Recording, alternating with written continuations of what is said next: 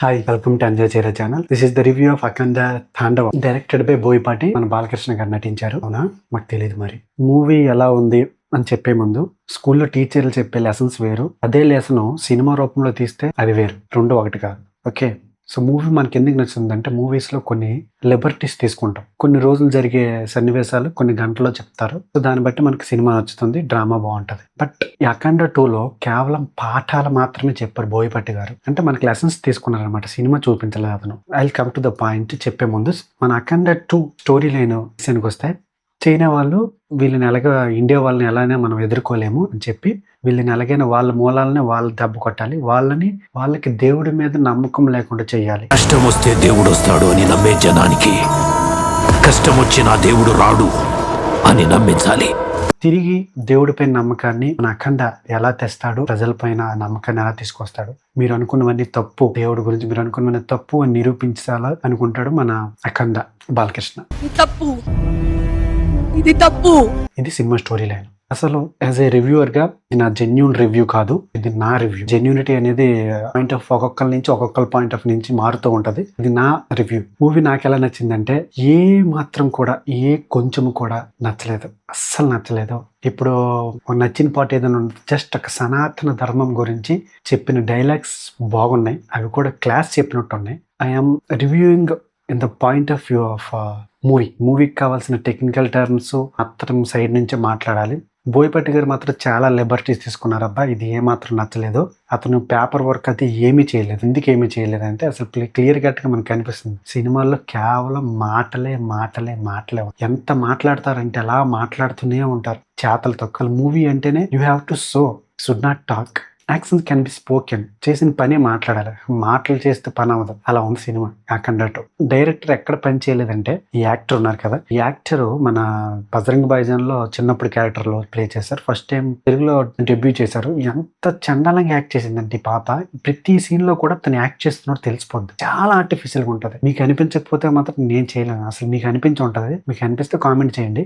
చాలా దరిద్రంగా యాక్ట్ చేస్తుంది ఈ పాప. చిచ్చి, అప్పుడు చూసినప్పుడు ఏదైనా తను ఎలిమినేట్ చేయాలి కదా. తన డబ్బింగ్, తెలుగు డబ్బింగ్ అయితే ఇంకా దారుణం. ఒకవేళ అఖండ 2 బ్రేక్ ఈవెన్ అవ్వలేదంటే దానికి కారణం ఈ పాప. చాలా బాగా అసలు యాక్ట్ చేయలేదు, ప్రేయలేదు. చాలా ఈజీ తెలిసిపోతుంది ఎమోషన్ అప్పుడు యాక్ట్ చేస్తున్నప్పుడు. అంత క్రింజ్ యాక్టింగ్ అంటే అబ్బా చిచ్చి. తెలుగులో ఎంతమంది లేరు. ఇదంతా కమర్షియల్ పర్పస్ కాకపోతే మన జనాలు మనం చూసేస్తాం అంతే. కేవలం బాలయ్య బాబు ఫ్యాన్స్ కి నచ్చుతుంది అంటే, వాళ్ళేమో ఏం నచ్చుతుంది అంటే ఇంకేం నచ్చుతుంది చెప్పు. వాడైనా రెండోసారి వెళ్తాడు ఆవిడైనా బాలయ్య బాబు ఫ్యాన్స్. నాకు కూడా బాలయ్య బాబు ఫ్యాన్ ఒకడు బ్యానర్ లో ఫోటో వేయించాను. అబ్బాయి ఏమో సమ్మర్ పడిపోతున్నాను, బట్ లోన్ ఏమో అనుకుంటారని చెప్పండి. కానీ మన అనుకుని ఫీల్ అవుతున్నప్పుడు మన గురించి నెగిటివ్ ఎప్పుడు చెప్పరనమాట. సినిమా ఎలాగో చెప్పు. సినిమా బ్లాక్ బస్టర్, వరుసగా 5 హిట్లు, 200 కోట్లు 10 రోజుల్లో వస్తాయి. సో సినిమా విషయానికి వస్తే, సినిమాలో ఏముంది? ఏమీ లేదు. జస్ట్ సనాతన ధర్మం గురించి, దేవుడి గురించి చెప్పుకుంటూ వెళ్ళిపోతే నేను బుర్రకాదో ఇంకేవేవో సుప్రభాతాలు వేసుకుంటాను కదా, సినిమాకి ఎందుకు వస్తాను? ఇదేదో ఒక ఆవిడ ఉంటుంది, ఫోన్ చేస్తుంది, అతను సాల్వ్ చేస్తాడు. ఒక్కొక్క క్యారెక్టర్. డైరెక్టర్ అంటే ఎవడు? Just you have to get the performance of an actor. బయటికి తీసుకురావాలి వాళ్ళ పెర్ఫార్మెన్స్ని. ప్రతి ఒక్కల యాక్టింగ్ ఇంకా నడుస్తూ ఉంటారు. అఫ్కోర్స్ మన బోయపాటిలో కామన్ అయినా, ఎంత కామన్ అయినా కానీ ఒక రైటింగ్ ఉండదు, ఒక స్క్రీన్ ప్లే ఉండదు, ఎటు వెళ్ళిపోతుంటది, ఎటు తెలియదు. చిచ్చి, ఎందుకో మరి అర్థం కాదు. నాకైతే మాత్రం అస్సలు నచ్చలేదు మూవీ. చాలా డిసప్పాయింటెడ్. నాకు ఆ జ్వరం వచ్చింది. మార్నింగ్ బెనిఫిట్స్ వెళ్ళాను, రివ్యూ అవ్వడానికి లేట్ అయింది. సినిమా చూసాక మన బాలయ్య బాబు సినిమా చూస్తే తగ్గిపోద్ది అనుకున్నాను, కానీ సినిమా నుంచి బయటకు వచ్చాక నా జ్వరం ఎక్కువైపోయింది. అంత చండాలంగా ఉంది movie. Only from the point of view of movie. But సనాతన ధర్మం గురించి బాగా చెప్పారు. That it's great. ఈ ప్రపంచంలో ఏ దేశం వెళ్ళినా మీకు అక్కడ కనిపించేది ఒక మతం. ఈ దేశంలో ఎటు చూసినా మీకు కనిపించేది ఒక ధర్మం, సనాతన హైందవ ధర్మం. ఎక్కడ కూడా మైమరిపించలేదు. ఒక దిష్టి తీసే సీన్ ఉంటుంది, ఆ సీన్ బాగుంది, బోయపాటిది. అండ్ ఆది పెనిశెట్టి డ్రైవ్ మూవీతో వచ్చారు. ఆ డ్రైవ్ వచ్చిందో లేదో తెలియదు. విరాట్ కోహ్లీ కవర్ డ్రైవ్ లాగా అలా వెళ్ళిపోయింది ఆ డ్రైవ్ మూవీ. ఆది పెనిశెట్టి విలన్ వస్తాడు, గౌరవిస్తాడు. ఆడ పర్పస్ తెలియదు. నాకు ఎప్పుడేదో జరిగింది, నీకు ఇప్పుడు చేస్తాను అన్నట్టు ఆడు వస్తాడు, డబ్బులు తింటాడు, పోతాడు. డైరెక్ట్ గా బాలయ్య వెళ్ళి సైనా వాళ్ళతో గొడవడేస్తాడు. ఇన్ని లెబర్టీసా? ఇప్పుడు లెబర్టీస్ తీసుకో. Where is the writing, where is the story development, where is the character development? Direct ఒకేసారి శివుడు వచ్చేస్తారట. ఓకే, ఎంత యాక్షన్ సీన్స్ ఓకే ఉంటాయి, మరి ఇన్ని లిబర్టీస్ ఏంటి బోయపాటి గారు? ఇంత దరిద్రంగా సినిమా తీయడం ఎలా మనం యాక్సెప్ట్ చేస్తున్నారు లేదో చూడాలి. ఏదైనా ప్రజల యాక్సెప్టెన్సే లాస్ట్ డెసిజన్. వాళ్ళు ఎంత నిర్ణయం ఏదంటే అదే. అఖండ 1 సూపర్ డూపర్ అయింది, అఖండ 1 కూడా నాకు నచ్చలేదు. బోయపాటి గారు సినిమాల్లో లెజెండ్ సింహ. డైలాగ్ రైటింగ్ కానీ, ఆ స్క్రిప్ట్ రైటింగ్ కానీ, ఆ ఎమోషనల్ బాండింగ్ కానీ ఎంత బాగుంటది. అలా లీనమైపోతాం.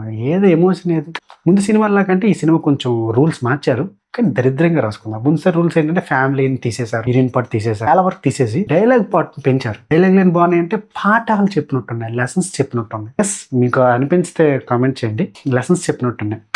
ఎందుకంటే ఇలా చెప్పాలి, ఏదో బాలయ్య బాబు దేవుడి గురించి సినిమా నువ్వు తప్పుగా అనకూడదు అంటే, లేదమ్మా దేవుడి పార్ట్ బాగుంది, ఓకే, సనాతన ధర్మం గురించి బాగా చెప్పారు, కానీ సినిమా వేరే సినిమా, వేరే డ్రామా, వేరే కాన్ఫ్లిక్ట్. అసలు హీరోకి దెబ్బలు ఎప్పుడు తగలంటే చేయి దగ్గర చిన్న గీత పడుతుంది అంతే. ఆ విలన్ గడు సడన్ గా మారిపోతాడు లాస్ట్ లో. ఆ చైనా వాడు యాక్టింగ్ చూస్తుంటే నేపాలో మణిపూర్ నాగాలాండ్ తెచ్చినట్టు ఉంటారు actors. Very disappointed with Boyapati. నేనైతే బ్రేక్ ఈవెన్ అవ్వదేమో అని ఎక్స్పెక్ట్ చేస్తున్నాను. ఓకే, ఒక్కొక్కరి క్యారెక్టర్ అయితే మాత్రము బా హీరోయిన్ క్యారెక్టర్ జస్ట్ దెబ్బలో ఏదో సాంగ్ ఉంటుంది, సాంగ్ అది రిపాయే చిచ్చి ఆ సాంగ్ కోసం తనకి తీసుకున్నారు హీరోయిన్ ని. తన పాత్ర ఏముండదో ఈ పాపని తీసుకున్నారు చూడు, అప్పుడు తీసుకున్నారు. యాక్టింగ్ ఏం చేసింది బోయపాటి గారు? తను అస్సలు బాగా మన తమన్ మ్యూజిక్ అలా ఉంటుంది. తమన్ అబ్బే ఆ బీట్ సౌండ్ అలా వినిపిస్తుంది, సెంటర్ ఫ్రెష్ లాగా. తమంది కూడా ఈసారి ఏం మైమర్పించలేదు, కొంచెం డిసప్పాయింటెడ్. ఏది బాగుంది అయితే సినిమాలో? సనాతన ధర్మం గురించి చెప్పే డైలాగులు కొంచెం బాగున్నాయి. ప్రపంచంలో ఏ దేశం వెళ్ళినా మీకు అక్కడ కనిపించేది ఒక మతం. ఈ దేశంలో ఎటు చూసినా మీకు కనిపించేది ఒక ధర్మం, సనాతన హైందవ ధర్మం. బట్ అక్కడ వరకు లెసన్స్ చెప్పినట్టుంది. This is the review of Akhanda 2. నేను ఇచ్చిన రివ్యూలు అన్నింటిలో వెరీ వెరీ బ్యాడ్ మూవీ ఇదే, నేను ఇచ్చిన మూవీ అనేది. దీనికి మన as a point of view cinema పరంగా చూస్తే, బోయపాటి డైరెక్షన్ చూస్తే, ఈ సినిమాకి నేను ఇచ్చే రాడ్ మీటర్ సరే అలా 9.5 మీటర్లు దించారు బోయపాటి గారు. అండ్ బాలయ్య గారు తన యాక్టింగ్ చింపేస్తారు. ఏదైనా డైరెక్టర్ చేతిలో ఉంటుంది అబ్బా, ఎలా చెప్తే అలా చేస్తారు హీరో. డైరెక్టర్ డిసప్పాయింట్ చేస్తారు. ఇక్కడ మన డైరెక్టర్, నేను అన్ని సినిమాలకి ఇచ్చే రివ్యూ ఏంటంటే, డైరెక్టర్ సంతకి పోయారా లేదా, బాగాలేకపోతే సంతకి పోయినట్టు, బాగుంటే సంతకి పోనట్టు. అంటే సంతకి పోయారా లేదా అంటే మన బోయపాటి గారు సంతకి వెళ్ళారు, సంతలోనే కూర్చున్నారు, ఇంకా తిరిగి రాలేదు.